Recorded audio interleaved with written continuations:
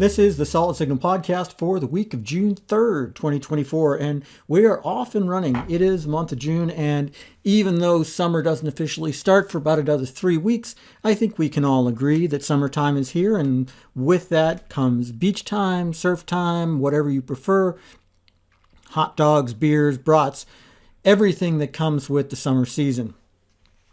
And one of the things that comes with the summer season is often a change in the way we watch television. And that's really the subject of this particular podcast. You know, I want to bring up that House of the Dragon is going to be premiering on Max in the next couple of days, depending on when you listen to this podcast. And I think it's something that we're all kind of interested in. There haven't been that many really high-profile shows on Max in the last year since David Zaslav kind of took over and started cutting things.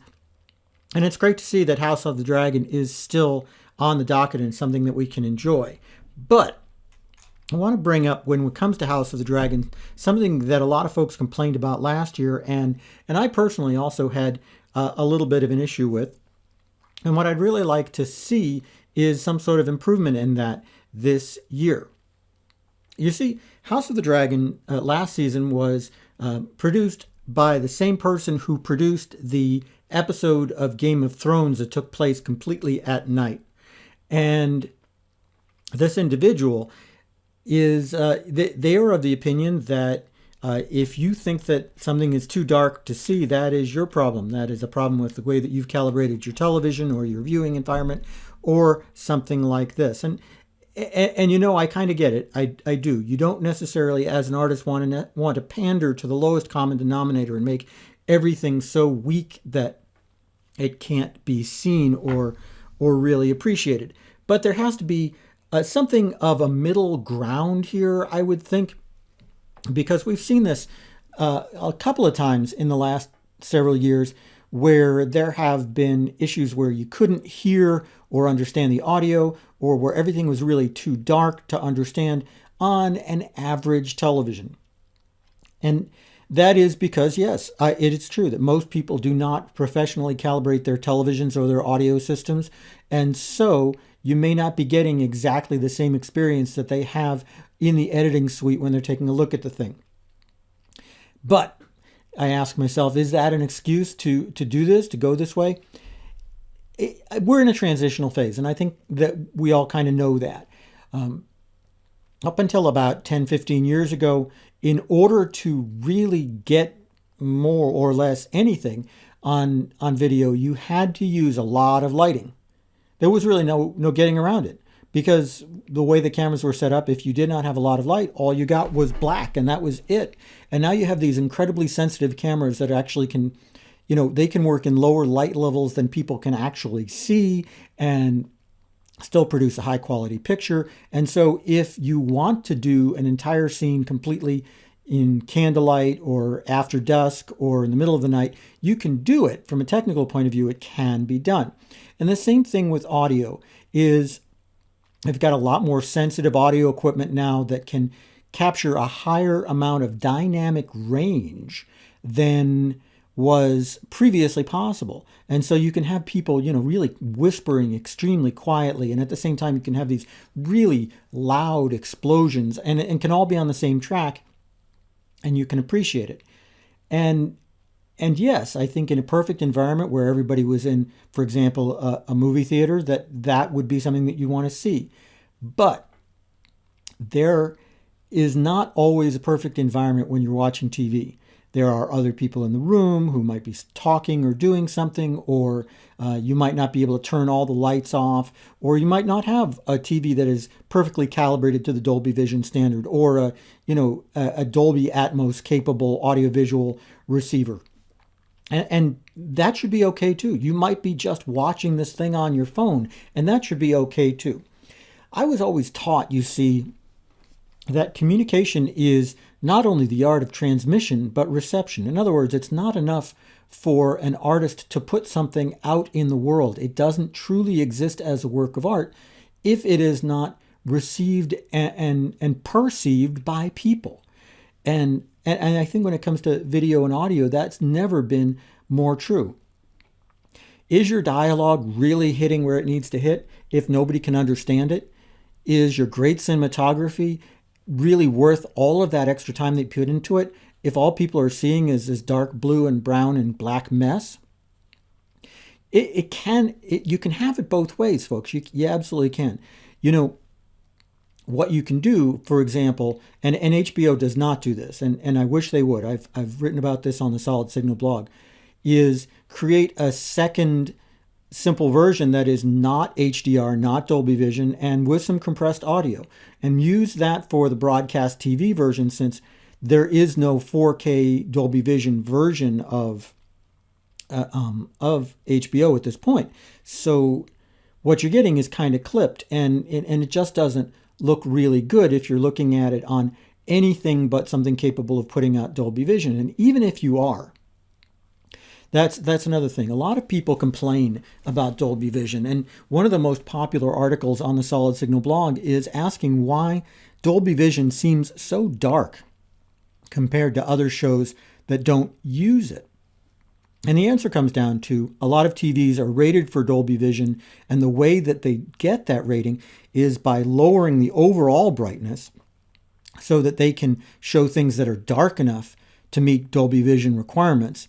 And they don't really have to worry about hitting anything but the minimum brightness level. That brings everything down, and it makes things look darker and muddier, even if supposedly you're supposed to be looking at this in a calibrated way.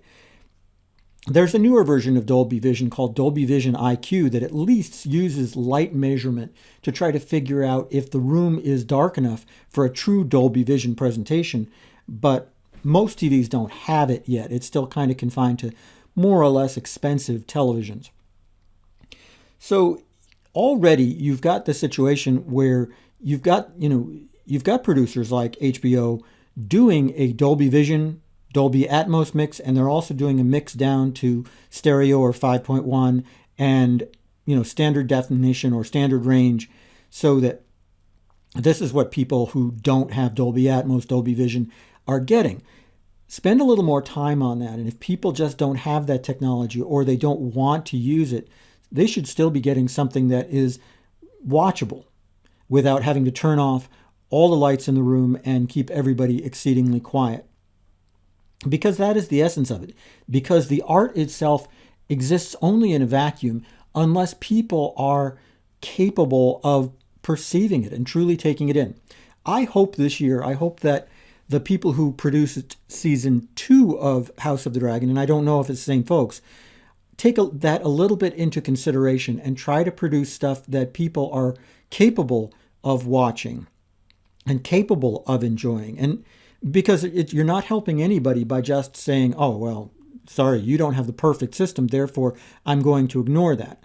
You can get away with that a little bit when it comes to watching in a theater, because you can say, if you're that kind of person, oh, well, this was designed for the large screen theater experience and not designed for home or on your phone or something like that. But good artistry should be able to be enjoyed by everybody, and there should be ways for you to kind of enjoy that, even if you don't have reference quality hardware. I know I'm kind of ranting about this, but this has been one of those things in my entire life that I've always kind of railed against. A long time ago, I was a professional TV calibrator and audio calibrator, and I did a lot of this stuff. And back then, I was of the same kind of feeling that I would do things to the reference level, and then I would tell people, well, if you don't like it, well, you paid me to do it to the reference level, you didn't pay me for you to like it.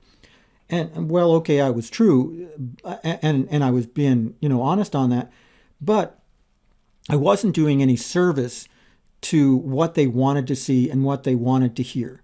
And since then, I've really changed my way of thinking. And I think that it's your television, it's your phone, it's your tablet. You should be able to enjoy it your way. And you shouldn't be excluded from the kinds of entertainment that you want to see simply because you do not choose to have a 100-inch Dolby Vision TV and Dolby Atmos sound system, no matter where you are. You should be able to, in some way, enjoy what's there, just no matter who you are, no matter where you are. That's the art of science. That's the art of producing good television.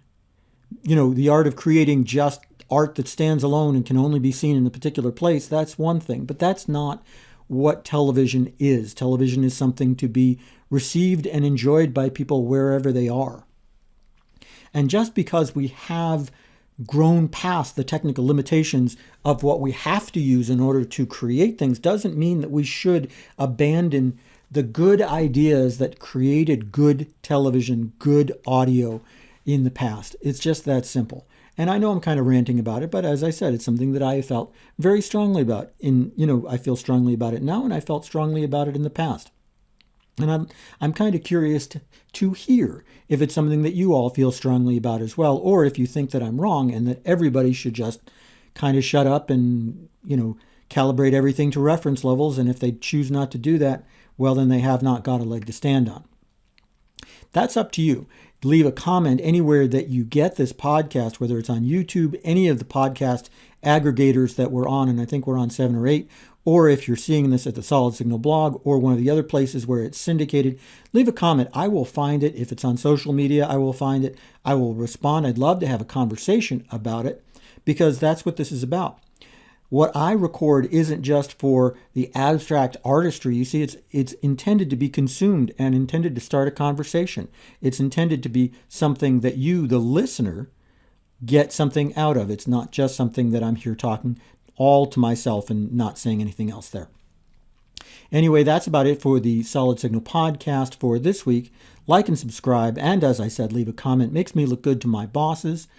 Always check out solidsignal.com for the best at the best prices, everything you need to live your best digital life. Call Signal Connect at 888-233-7563 to find out what real customer service is about. And I will see you again next week on the Solid Signal podcast.